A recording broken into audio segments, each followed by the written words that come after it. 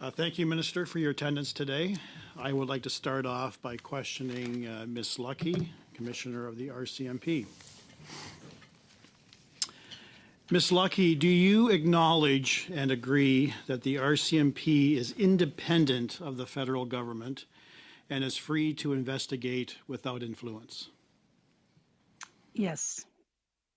Has the RCMP ever been influenced and or deterred by the federal government to investigate a criminal matter? Not to my knowledge.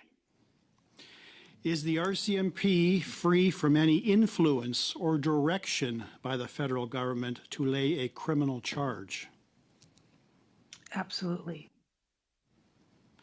If the subject matter of an investigation is the Prime Minister himself, are you concerned about any government interference or reprisal?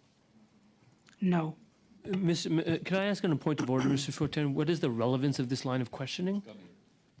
I think you're exercising a large degree of latitude, and I've yet to see any relevance whatsoever to...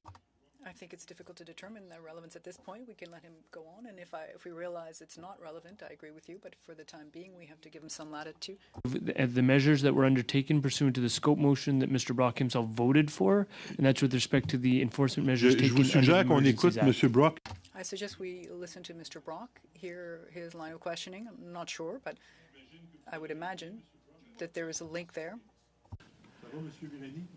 Ms. Lucky, are you aware that today in the House, during question period, the Prime Minister admitted that he did not give himself permission to accept a free vacation from a federal lobbyist? Completely irrelevant. Mr.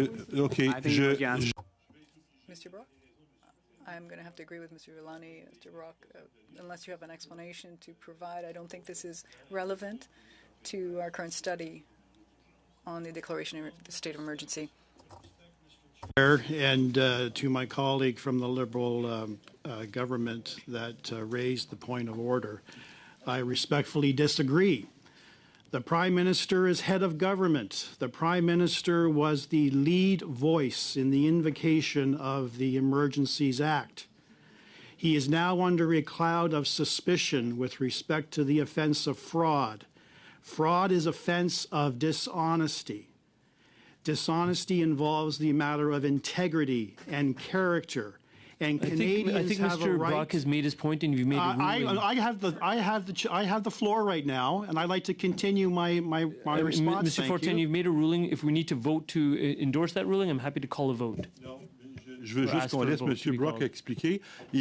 I would just like us to give Mr. Brock an opportunity to explain things. His comments I've said are not relevant. He's trying to make an argument to try to convince us. I'm listening, but he hasn't yet caused me to change my mind. I'm going to let him have this opportunity to continue to explain things. Are you done, Mr. Brock?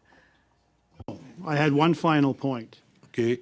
On the issue of integrity and character and honesty, Canadians have a right to know whether or not our head of government has been compromised because of his involvement in this particular matter, and hence there has been an erosion of trust in the federal government. Je m'excuse, Mr. Brock, I'm sorry, Mr. Brock, but thank you, Mr. Brock. I'm maintaining my decision in that this line of questioning is not relevant to our debate.